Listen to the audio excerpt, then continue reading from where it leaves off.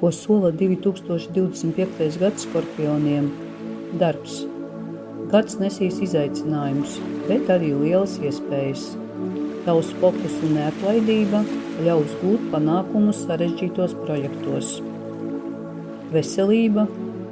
Rūpējies par savu emocionālo veselību. Regulāra fiziskā aktivitāte un veselīgs uzturs palīdzēs saglabāt enerģiju. Finanses. Finansiālā situācija uzlabosies, īpaši, ja koncentrēsies uz ilgtermiņa mērķiem, izvairies no nevajadzīgiem riskiem. Mīlestība.